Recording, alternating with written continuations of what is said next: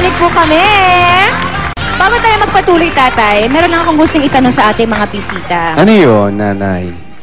Bakit ba kayo nandito sa aming bansa? Ikaw, pwede ka naman magtira doon sa bansa mo. Bakit mo piniling tumira dito sa atin? Gusto ko dito eh. Mas mabait mga tao. Salamat. Guwapo mga lalaki. Yeah! Danny, anong pinagkaiba dun sa Amerika at saka dito sa Pilipinas? Dun sa States, it's all about trabaho. Puro trabaho. Alam Dito, ko yun. puro trabaho dun sa Amerika. Puro trabaho dun sa Amerika. Pero dito, mas masaya kahit may trabaho. Sige, pagbigyan na si Gwen. Si Gwen, bakit gusto mo dito sa bansa natin? Masaya po. Kasi lumaki ako sa ibang bansa. Parang nasawa ako. Gusto ko yung bansa na yung saan yung puso ko. Si Nina naman, bakit masusunod mo dito kesa sa doon? Japan. Oo. Isang beses sa isang taon, lagi ako nandito.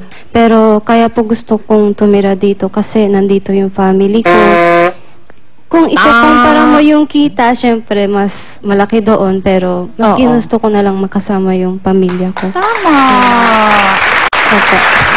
Talaga na nga natin si Daniel. Bakit mo pinili dito sa Pilipinas? Kasi masarap ng pagkain. Meron ako maraming kaibigan. Oo. Eto na, tatay. Meron tayong ipagagawa kay Nina. Kasi balita ko, si Nina mahilig siyang magsulat sa... Hapon. Oo.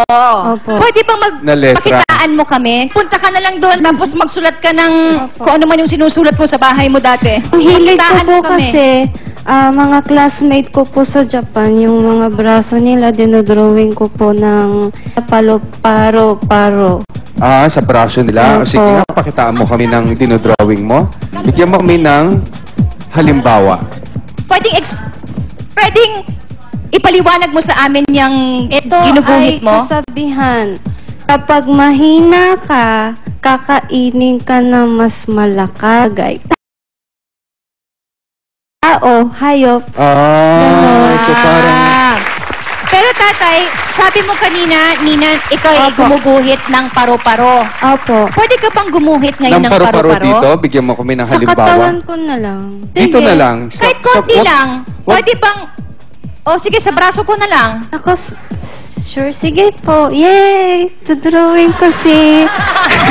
Pwede ba dito na lang? Ayan, dyan na lang. Paro-paro? Ano ba? Ayan na yung pakpak niya. Mukha siyang mukha siyang laso. Lason? Laso, yung ribbon. Ay, ayan na, nagkakaroon na siya ng forma, ng korte. Para na siyang cobwebs. Ayan. Ayan. Ang ganda, di ba?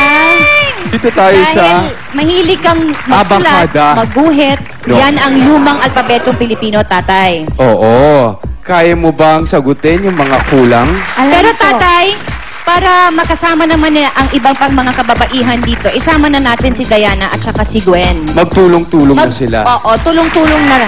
Ayan, sige nga, sagutin nyo isa-isa. Nina, ano ba masasagot mo dito?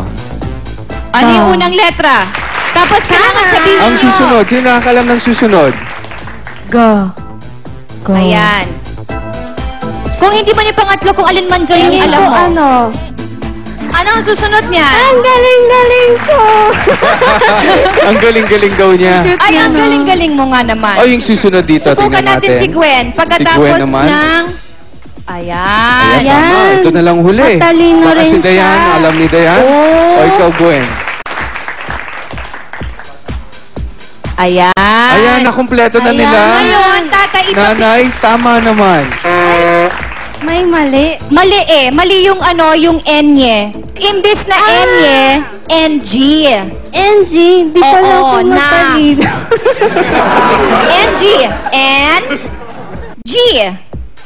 Wala nang ganon. Ay, walang ganyan. Walang parang mustache. Ay, Tama pala Style si niya- Gwen. Hindi kasi ako nakinig. Kasi yung may ganyan, enye yun. Maraming salamat sa salamat. ating tatlong panauhin. Tatay, ngayon naman, mapunta naman tayo sa mga lalakihan. O, sige. Ipagpatuloy naman natin. Daniel, kasi, mahilig oo. ko daw maglaro ng futsal. Wala sa Tagalog Pwede. kasi yan eh. Ano ba ibig sabihin ng futsal? Paano ba nilalaro yan? Pwede mag-teach. Ah, sige, Turo. tuturo Yan, daw. oo. Tuturuan mo kami ng futsal. Yung futsal ay may hawig sa larong soccer. Ayan, oh. Ah, ayan. Alam mo ba ang katumbas nito sa ating bansa? Susubukan. Ikaw naman tuturuan ko. Halika rito. Oh. Kita sipa. Okay. Tatay, paturo Sinisipa na. lang yan. Paturo na rin natin si Danny Boy. Ganito lang yan, ha? Pati si Danny Boy, ha? Isa, dalawa, tatlo, apat! Lagi natin tatay si Hel Bolano para magturo sa atin. Ito, tagang mahusay dyan sa sipa. Tama kami. Sipa. Dua. Yan ang tatlo, kataan sa lima, kalye. anim. Ngayon, ipapan. Pasa mo kay Brazilian. Ayan. Ayan. Si Danny Boy na Mahusay, patry mahusay. natin si Danny Boy. Isa, dalawa, tatlo, apat. Ayan. Pasahan lang ng pasayan. Ayan! Maraming salamat! Maraming salamat sa inyo! Naku, tatay, madami pa talagang kailangan malaman ang ating mga panauhin tungkol sa Pilipinas. Kaya naman susubukan natin ang kanilang kaalaman sa mga mas marami pang bagay tungkol sa ating bansahan. Nakakatuwa ito lalo na kung ang kaakibat ay parusa. Naku, pag hindi nila nalaman ang kasagutan, may kaakibat. Malaman natin lahat yan sa pagbabalik ng Love ni Mister! Love ni Lizzie!